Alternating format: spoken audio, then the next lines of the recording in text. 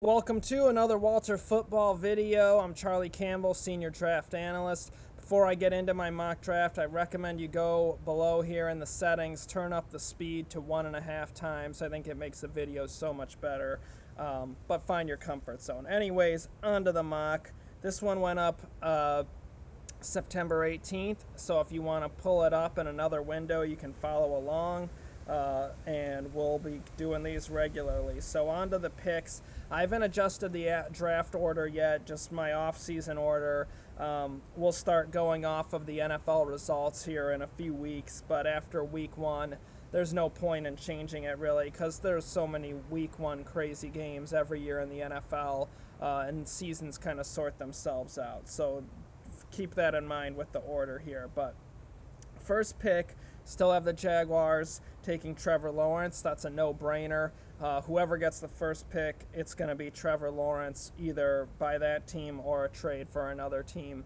But I would put that at probably 80-90%. Whoever lands that first pick is going to take Trevor Lawrence and not trade out. I think the only way you have a team trade out would be, say, if Pat Mahomes tears his ACL and then they go winless the rest of the way and get the first pick, then they trade out because they already got their guy. But anyways, no-brainer. Trevor Lawrence to the Jags. Number 2, Justin Fields to the Panthers. Similar situation where it's a no-brainer if they're picking high to get that long-term starting quarterback. They could have Teddy Bridgewater start another year for them. They could look to trade him. Might get a third-round pick for him, something like that. Anyways, Justin Fields, I think, is worthy of going in the top 10. Excellent quarterback last season at Ohio State. Just put up ridiculous numbers. Accurate, great athlete, good arm.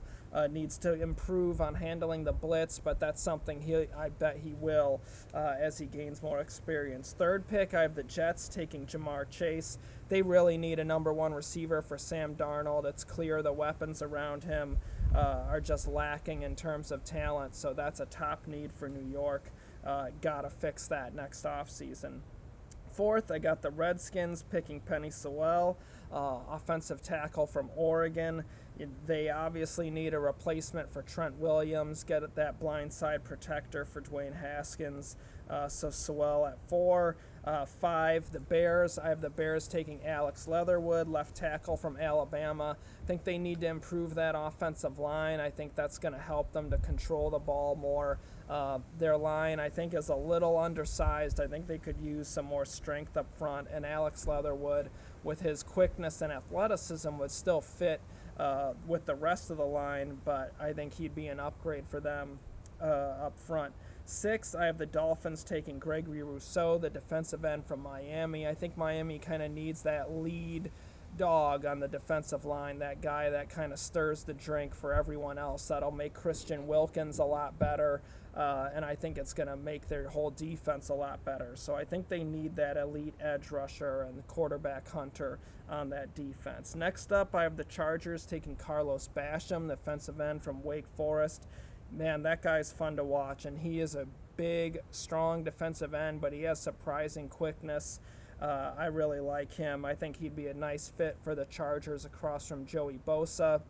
Melvin Ingram is probably not going to be there too much longer, and he's aging anyway. But with all the money they paid Joey Bosa, teams want to spread the money around and not load up at one spot. So I don't see them spending big on another defensive end. But if you take one in the first round, that gives you a cheap bookend for 5 years, right there on that rookie contract. And then towards the end of that, you decide what you're going to do with both guys, if you can keep both or whatever. But that gives you a 5-year window of having your edge rushers locked up, with one of them being cheap and the other one being highly paid. So it makes sense for the Chargers in that regard.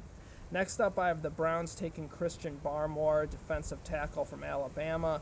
Has inline rush potential as a defensive tackle. Sheldon Richardson was signed by John Dorsey in the previous regime, so I could see this one moving on, opting out of his contract after this season, and grabbing that young interior guy to go next to Myles Garrett. Next up, I have the Bengals taking Sam Cosmi, the offensive tackle from Texas. they got to get a better offensive line to protect Joe Burrow. That's very painfully obvious. So that pick's kind of a no-brainer to get the offensive line going. 10th overall pick, I have the Cardinals taking Kyle Pitts, tight end from Florida. I think that with Larry Fitzgerald nearing the end of his career, they have a slot receiver in Christian Kirk, but I think another mismatch problem to go across from DeAndre Hopkins would make a lot of sense for them, make it difficult for teams to roll their safeties over to Hopkins. So Kyle Pitts to the Cardinals. 11, I have the Lions taking Micah Parsons. Linebacker's been an issue for them for years. I think taking Micah Parsons would be a really nice fit for Detroit. 12, the Patriots taking North Dakota State quarterback Trey Lance. We'll see, if Cam Newton locks it down and he's their guy for the foreseeable future, then they can go a different direction like wide receiver. But if Cam Newton has a hard time staying healthy as the past years in Carolina, then I think the Patriots really have to consider going for that young long-term answer. 13, I have the Dolphins taking Jalen Mayfield. This is the pick from the Houston Texans and the Tunsil trade. I think continuing to build up that offensive line will be important for them to protect Tua.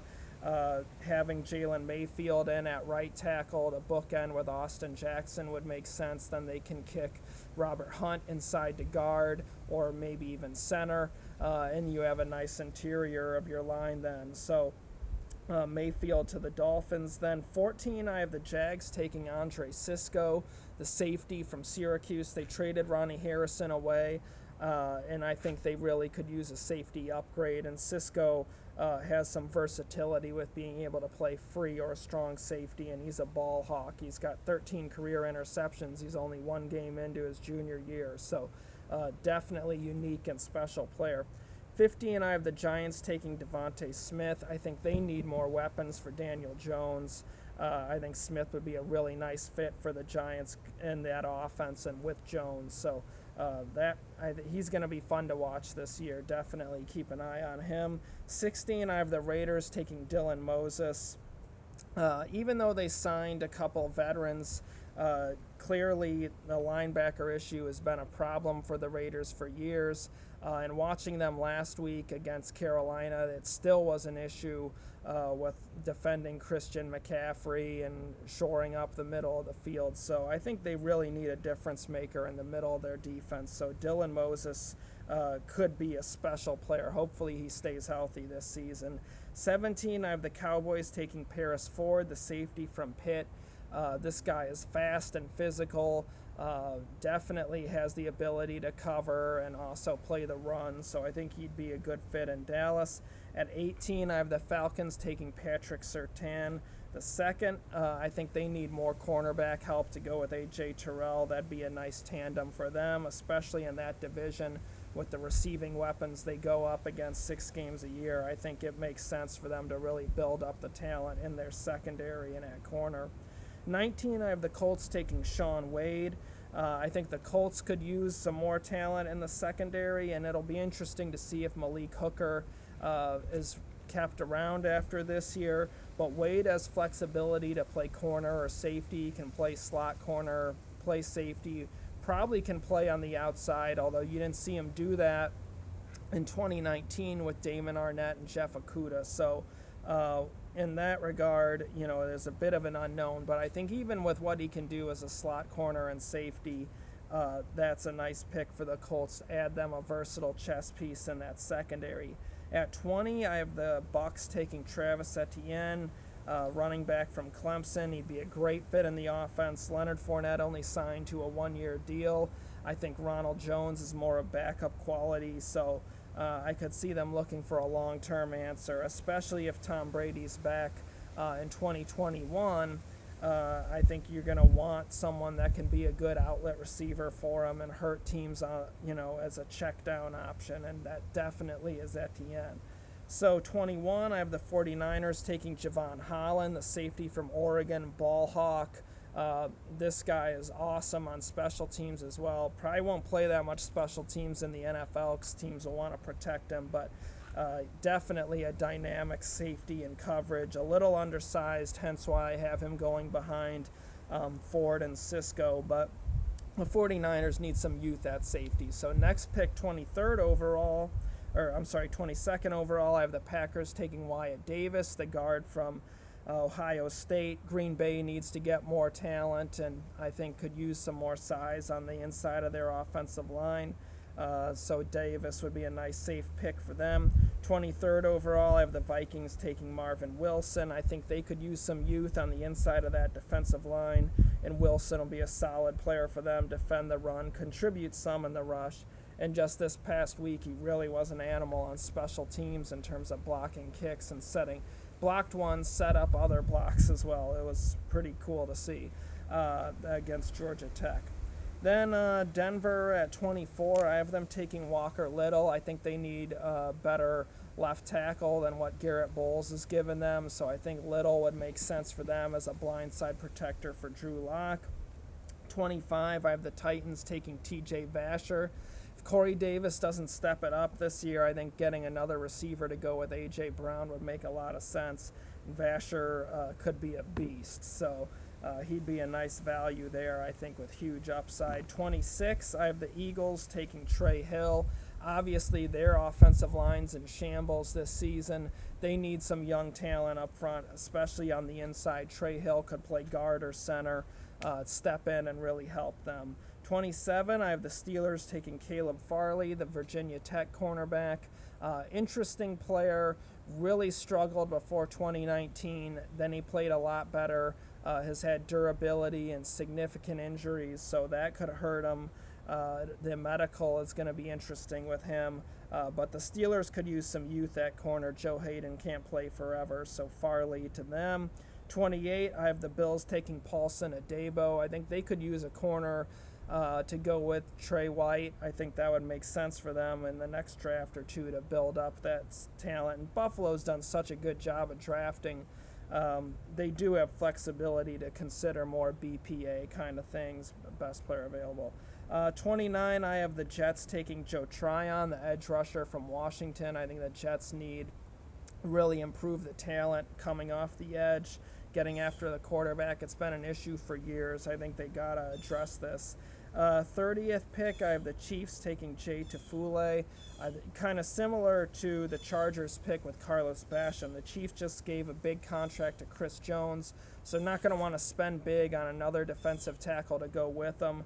So you get a rookie on cheap 5-year deal, gives you another talented guy to go with them, and then if you have an injury to the veteran, you're not SOL in terms of having no talent at that position. So Tafule to the Chiefs. 31, I have the Saints taking Jalen Waddle, the wide receiver from Alabama. I think he'd be a great fit in the Saints offense and give them a complement to Michael Thomas. Emmanuel Sanders is a nice short-term guy, but I think Waddle would be more of the long-term answer there. And then 32, I have the Ravens taking Chris Olave. I think it'd be smart to add a possession receiver, route runner to go with Marquise Brown. Maybe Miles Boykin turns into that big possessional guy. But I think Olave would be a really nice scheme fit in Baltimore. Give them a good tandem or triplet sets of receivers there for Lamar Jackson. So that's my mock draft as of September 18th.